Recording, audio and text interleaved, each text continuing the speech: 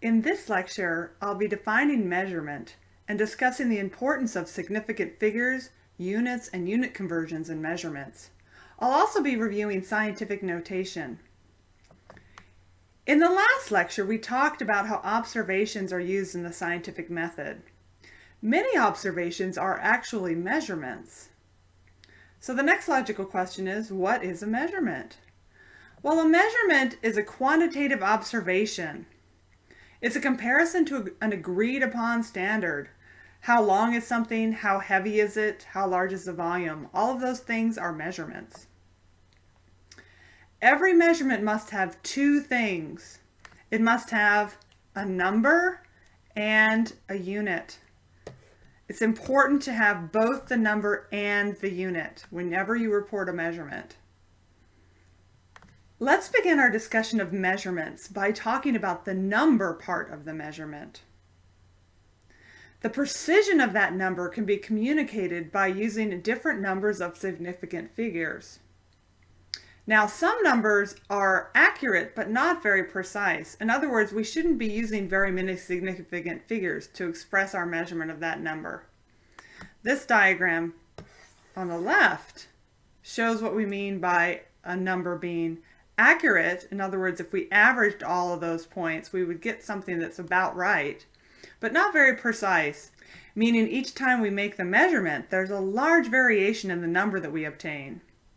Ideally, we'd like to have measurements that are both accurate and precise, because that way we have a very careful measurement with a large number of significant figures.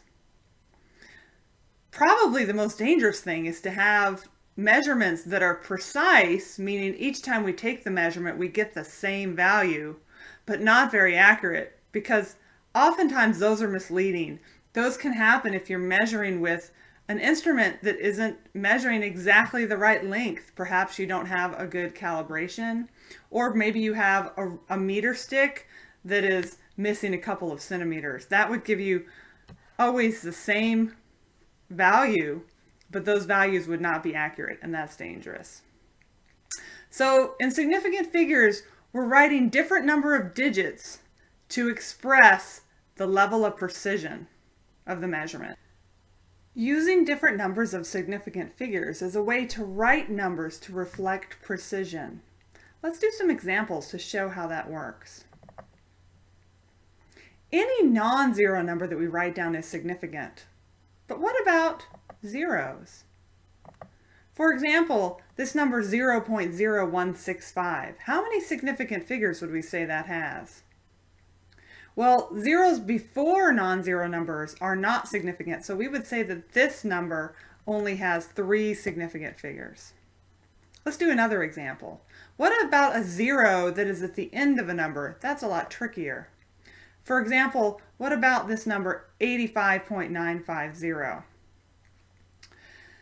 Zeros after non-zero numbers that are also to the right of the decimal point are significant. So all 5 of these digits are significant, and they are all relevant to our measurement.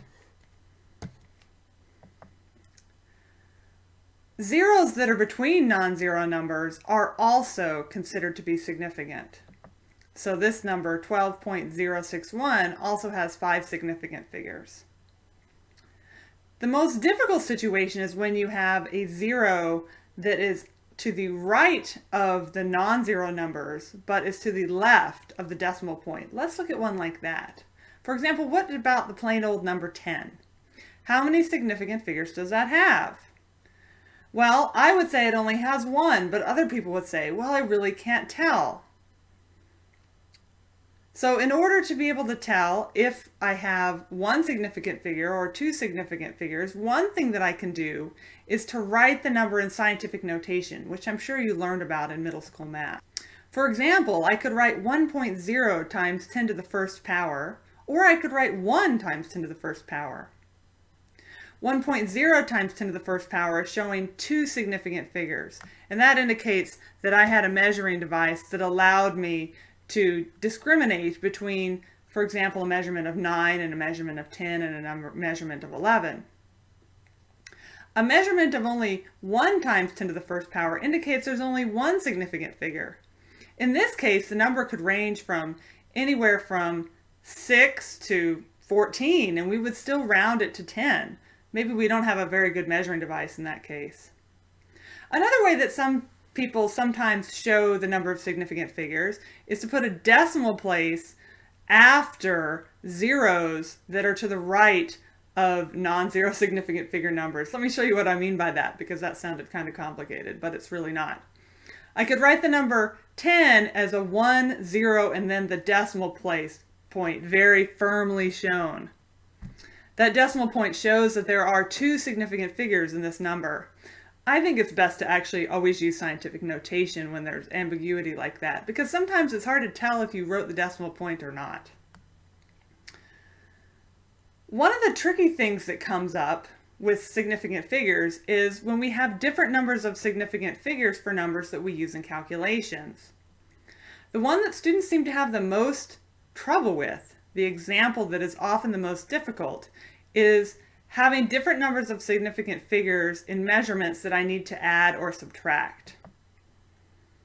In this case, the number of significant figures is determined by the number of decimal places of the measurement that's being either added or subtracted that has the least number of decimal places going in. For example, let's take the number 52.369, which has 5 significant figures, and add to that the number 69.2, which has 3 significant figures. If we just added up all those digits, we'd get an answer of 121.569.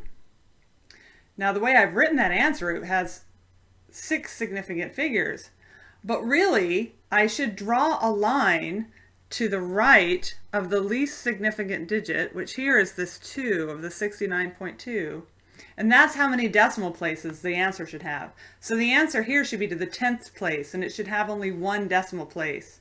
In other words, this answer should have 4 significant figures. Let's do another example. Let's take the number 0.2597 and subtract from that 0.034. In this case, I have a number with 4 significant figures, and I'm subtracting from it a number that has only 2 significant figures. If I just did that with the digits, I would get an answer of 0.2257. But remember, I have to draw a line to show the most significant decimal place going in, which here is the thousandths place. So the answer should be expressed only to the thousandths place, and I'm going to round it up to 0.226, so I have 3 decimal places. Let's look back at the first example. In the first example, I was adding a number that had 5 significant figures to a number that had 3 significant figures. But the answer that I wrote actually had 4 significant figures, and sometimes that happens with addition and subtraction. You can gain or lose significant figures. Here's another example. Let's look at the next one. I had a number that had 4 significant figures added to a number that had 2 significant figures, and the answer there, I said, had 3 significant figures because it's to 3 decimal places. So when you add and subtract, you can't just count up the number of significant figures and the quantity that you're using in the calculation. You actually need to look at the decimal place to determine the significance of the answer, to determine the correct number of significant figures for the answer.